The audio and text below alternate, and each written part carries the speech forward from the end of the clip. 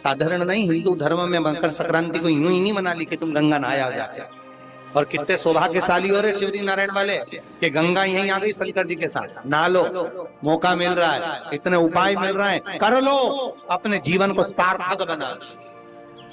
पूरे वर्ष में एक दिन ऐसा आता है, मकर राशि में सूर्य प्रवेश करता है तो उसे मकर संक्रांति कहते हैं। हमारा ध्यान दीजिएगा, पूरे वर्ष में एक दिन मकर संक्रांति।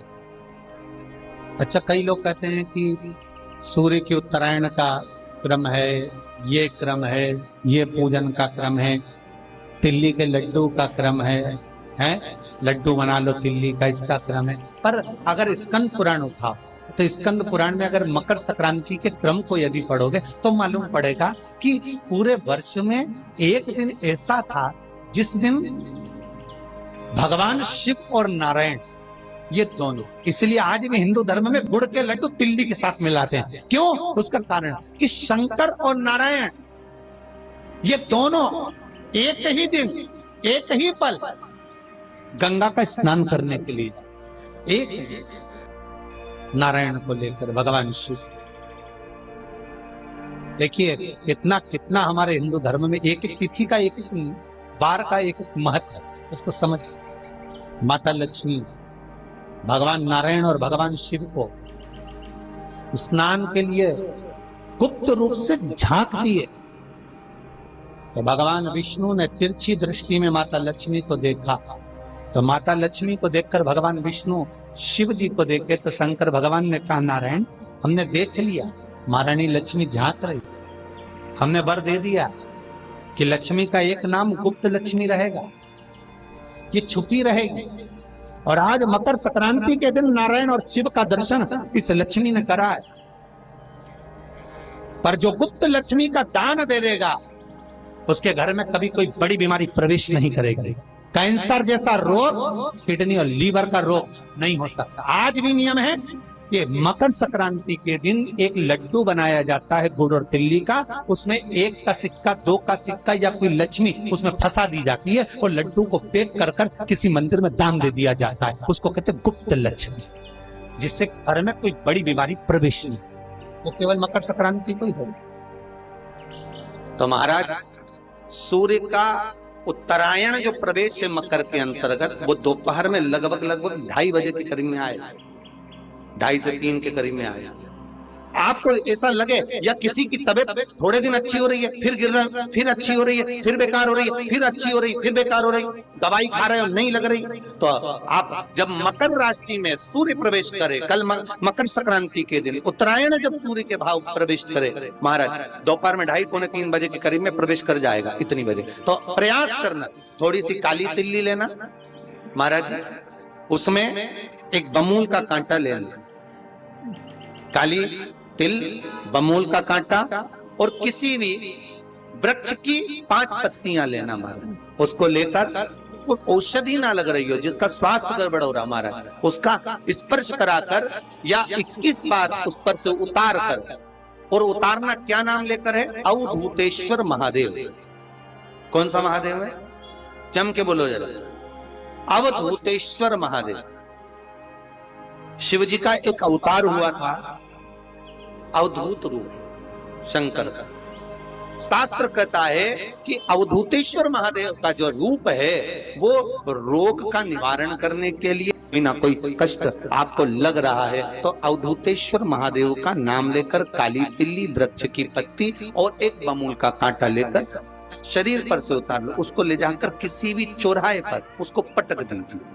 चौरस्ते पर नहीं डाल सकते तो बहते हुए पानी में डाल दीजिए, बहता हुआ पानी ना मिले तो पीपल के वृक्ष के नीचे डाल दीजिए, पर उसको मकर राशि के प्रविष्ट भाव में ही डालना।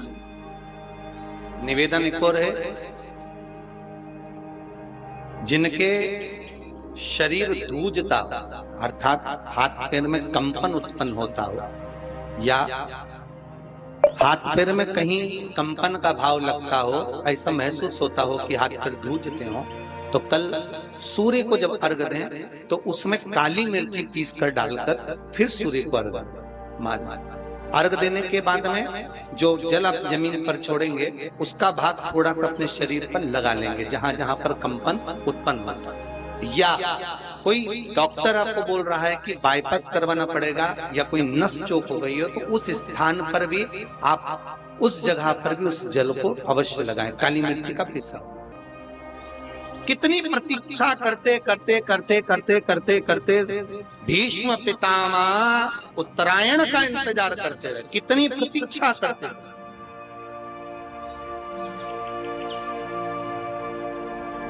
कि कब मौका मिले और कब मैं स्मरण करूं, कब मैं। शुगर वाले जीव जिनकी शुगर ऊंची नीची हो रही हो, ज्यादा शुगर की परेशानी आ रही हो और इंजेक्शन लेना पड़ रहा हो, उनके लिए निवेदन है काली तिल्ली कल के लिए है ये खास तौर से, बाकी के शुगर के लिए तो उपाय और बाद में बता देंगे, पर कल के लिए जो करना चाह रहे हैं, जिनकी शुगर लेवल में नहीं आ रही, काली तिल्ली शंकर भगवान के शिवलिंग पर समर्पित कर दो और उस काली तिल्ली को जब शिव जी पर चढ़ाएं तो महाराज हाटकेश्वर महादेव का नाम लेना है। कौन से महादेव?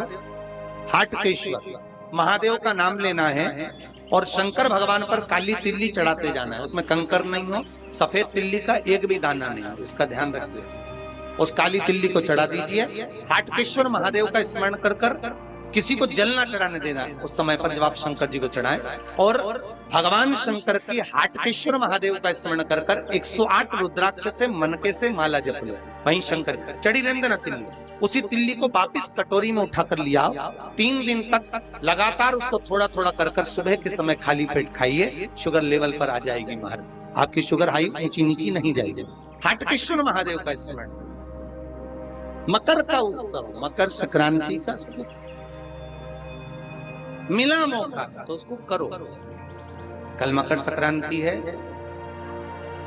जिस समय पर कल सूर्य उत्तरायण आ जाए और पहले दिन उत्तरायण के दिन ही जब संध्या का समय होता है, शाम का समय होता है महाराज, संध्या का जो समय होता है शाम का, अगर कोई बच्चा पलंग पर बाथरूम करता हो, गंदगी करता हो, सारी औषधि कर ली, दवाई कर ली, और या बच्चा रात्रि को उठकर चिड़चिड़ करता हो या रोता हो रात भर महाराज, उसके लिए, या माता के स्तनों में बच्चे को पिलाने के लिए दूध ना आता हो उसके लिए, या बच्चा रुदन करता हो या बच्चा गंदगी करता हो उसके लिए, कल शाम के समय पर प्रथम दिन में जब भगवान उत्तरायण आ रहे हैं मकर राशि के अंतर्गत, तो शाम के समय पर मकर संक्रांति के दिन गुड़ को पानी में मिलाकर शिवजी पर लेपन कर दो, उसी हाथ को बच्चे को मंदिर के बाहर चटा दो महाराज, फिर वो पलंग पर कभी गंदगी नहीं करेगा महाराज। जिस नारी का